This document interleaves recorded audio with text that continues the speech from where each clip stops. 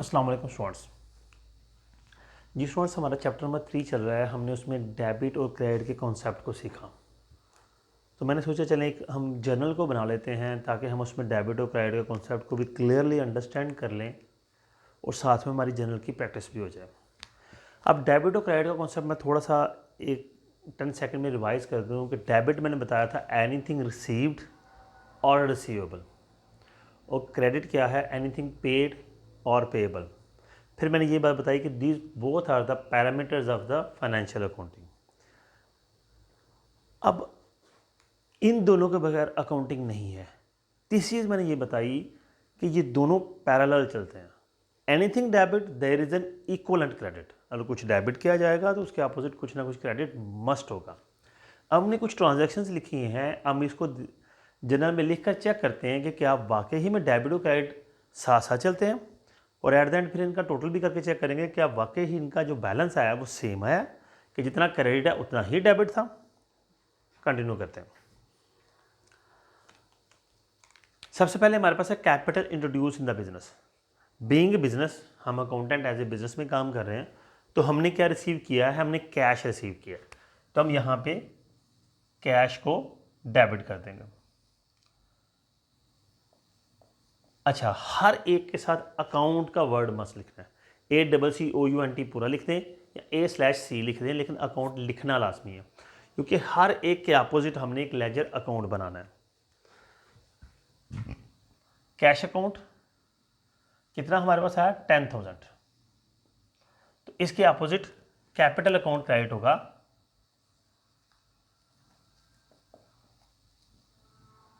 10,000 से। अच्छा स्टूडेंट्स, आपने एक बात गौर की होगी कि मैंने कैपिटल को थोड़ा सा आगे करके लिखा है। ये इस चीज़ की पहचान है कि ये क्रेडिट है और जो स्टार्ट पे लिखा है ये डेबिट है।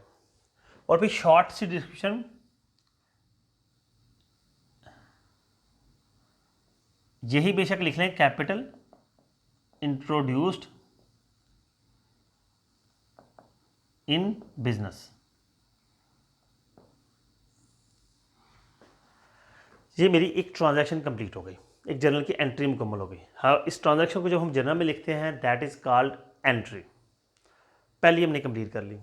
अब हम आगे चलेंगे। मुझे लग रहा है कि हमारा यहाँ पे कंप्लीट नहीं होगा, चलें कोई इशू नहीं, हम रेज करके दोबारा लिख लेंगे। यहाँ थोड़ा सा इसको क्लोज करने की कोशिश करते हैं। परचेज फर्नीचर, हमने फर्नीचर परचेज किया है फॉर कैश। तो हमने रिसीव क्या किया, कैश को, और बदले फर्नीचर को, और बदले में कैश पे कर दिया। तो रिसीव हुआ फर्नीचर, तो फर्नीचर हो जाएगा डेबिट। और क्या हमने पे किया, फर्नीचर अकाउंट पूरा लिखेंगे। पे हमने किया कैश, कैश अकाउंट। फर्नीचर कितना है जी, 4,000 का, ये डेबिट हो जाएगा। उतनी ही अमाउंट से कैश जो है वो क्रेडिट हो जाएगा 4,000 से। और अब शॉर्ट सी डिस्क्रिप्शन लिखेंगे जिसे हम नरेशन कहते हैं। ये इतना से लिखेंगे, परचेज फर्नीचर। ये दो ट्रांजैक्शन हमारी, दो एंट्रीज मुकम्मल होगी। अब तीसरी से चलते हैं, परचेज गुड्स फॉर कैश। अब गुड्स हमने खरीदी हैं, तो याद रखिएगा बिजनेस के अंदर गुड्स को डेबिट क्रेडिट नहीं करते। जब वो गुड्स खरीदेंगे तो परचेजेस डेबिट होगी, जब गुड्स बेचेंगे तो सेल्स क्रेडिट होगी। इस बात को मद्देनजर रखना है आपने। तो हम डेबिट करेंगे परचेजेस को,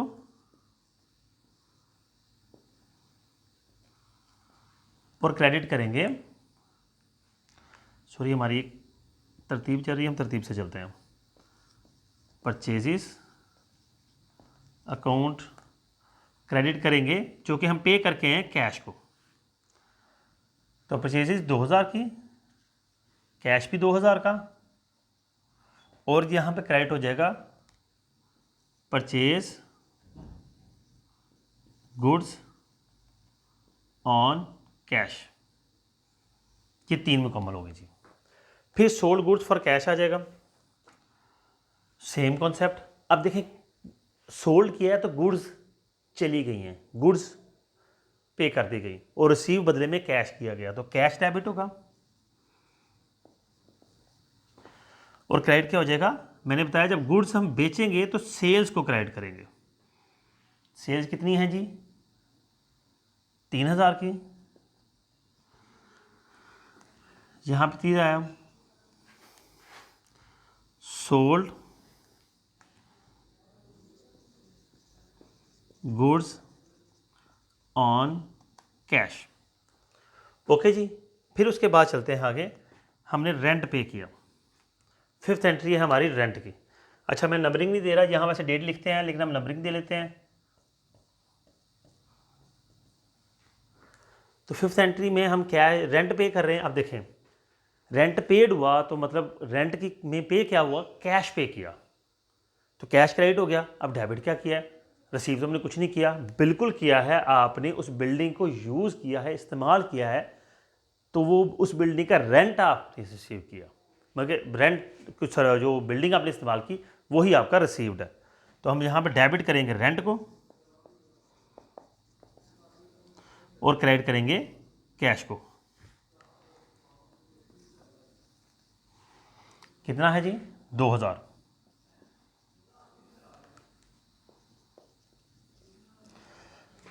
यहाँ पे क्या आ गया, पेड रेंट। अगली एंट्री करते हैं, छठी एंट्री है जी, विड्रॉ फॉर पर्सनल यूज़। अब मालिक अपने पर्सनल यूज़ के लिए कुछ पैसे ले गया, तो मालिक का कारोबार है वो लेके जा सकता है, लेकिन being an accountant, being an business, हम मालिक को भी एक एक्सटर्नल एंट्री कंसिडर करते हैं। तो जब मालिक पैसा लेके जाएगा हम उसको भी रिकॉर्ड करेंगे। तो दैट इज़, अब पहले गया क्या है, कैश, तो कैश क्रेडिट होगा, और बदले में अब ये मालिक ने सर्विसेज यूज़ की, बिजनेस भी दूसरी का है, तो वो ड्राइंग्स डेबिट होंगे।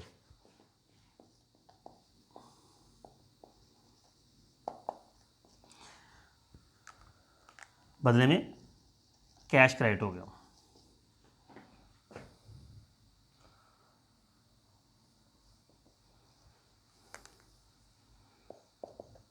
एक और चीज़ यहाँ पे आपको क्लियर करता चलूँ कि ड्राइंग से आपको कंफ्यूज ये भी कर सकती हैं कि हमने तो वो जो मालिक था तो हम उसको एक्सटर्नल एंट्री कंसिडर कर रहे हैं, तो बिजनेस में हमने क्या रिसीव किया। तो कुछ अकाउंट्स हमारे कॉन्ट्रा अकाउंट होंगे। कॉन्ट्रा अकाउंट होता है ऐसा अकाउंट जो किसी दूसरे अकाउंट के अपोजिट होता है, उसकी अपनी कोई वर्थ नहीं होती, वो किसी दूसरे अकाउंट का अपोजिट अकाउंट होता है, कॉन्ट्रा अकाउंट होता है। तो ड्राइंग्स बेसिकली कैपिटल का कॉन्ट्रा अकाउंट है, तो ये कैपिटल में डिक्रीज का बायस बन रहा है। एक और चीज़ मद्देनजर रख लीजिएगा कि सम टाइम पेड या रिसीव का कॉन्सेप्ट नहीं आएगा, सम टाइम उलट कॉन्सेप्ट आएगा। यानी कि हमने एक चीज़ पे की है, एक चीज़ रिसीव की है, तो उसके अपोजिट कोई एंट्री हो रही होगी उसको रिवर्स करने के लिए। तो ये कैपिटल को रिवर्स करने के लिए ड्राइंग्स की एंट्री हो रही है। तो कैपिटल क्योंकि क्रेडिट है तो ड्राइंग्स डेबिट हो जाएंगी।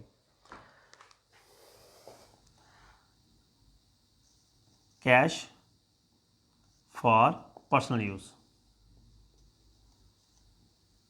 या withdraw cash for personal use what, ये हमारी 6 एंट्रीज होगी। तो यहाँ पे काम करते हैं, इसको रेज करने के बजाय यहाँ करने की कोशिश करते हैं, अगर हम कंप्लीट कर पाए तो। फॉर्मेट उसी तरह बना लेते हैं, ऊपर हेडिंग वगैरह देने की जरूरत नहीं है क्योंकि पहले दी हुई है जी। 7th है सैलरीज पेड। अब सैलरीज पेड में पेड तो कैश हो गया, वो हो गया क्रेडिट।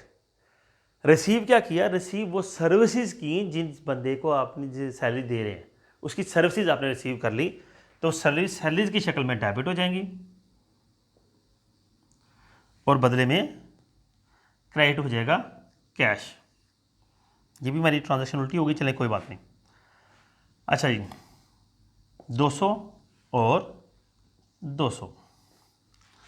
अब मैं नरेशन नहीं लिख रहा, मैं बार बार बता चुका हूँ बड़े अच्छे तरीके से कि नरेशन कैसे लिखते हैं। तो नरेशन आपने अब खुद लिखनी है इन चारों एंट्रीज की, ठीक है।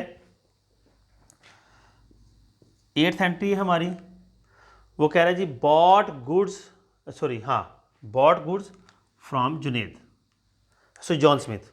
जॉन स्मिथ से हमने गुड्स बाय किए हैं।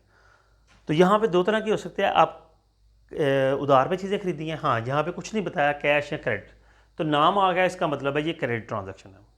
तो क्रेडिट ट्रांजैक्शन में गुड्स हमने रिसीव किए हैं तो वो तो सीधा सीधा आ जाएगा परचेजेस। कितने की, 6,000 की।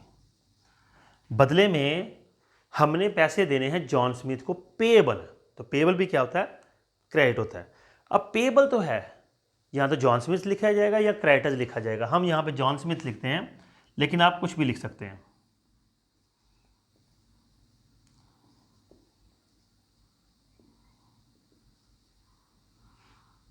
6000,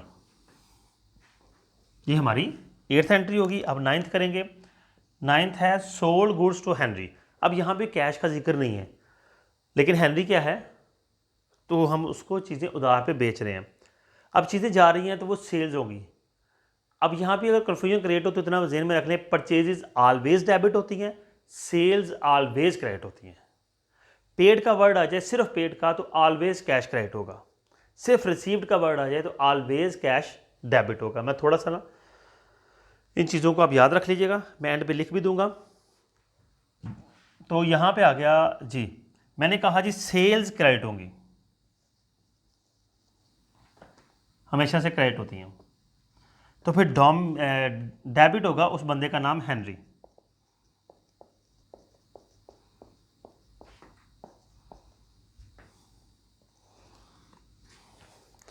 और आखिर में received cash from Henry, Henry से में कैश रिसीव हो गया। अब हमने क्या रिसीव किया, कैश, तो कैश हो जाएगा डेबिट। अब यहां पे कुछ नहीं हुआ, लेकिन क्या है कि हेनरी से पैसे लेने थे, तो ये इसकी रिवर्स एंट्री होगी, तो हेनरी क्या हो जाएगा, क्रेडिट हो जाएगा।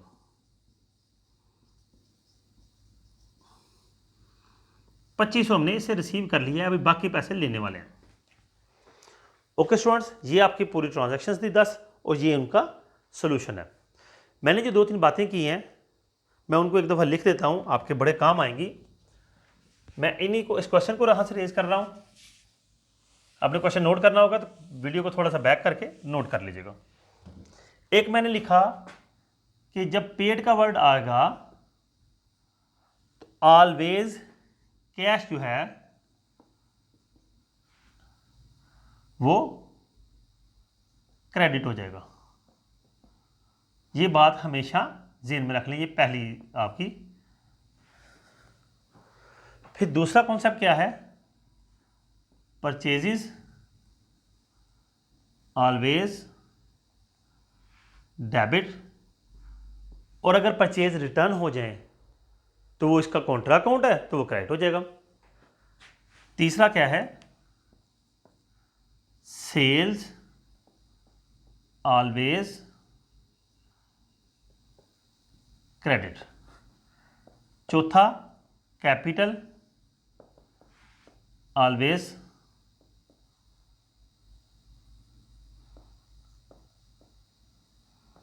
क्रेडिट।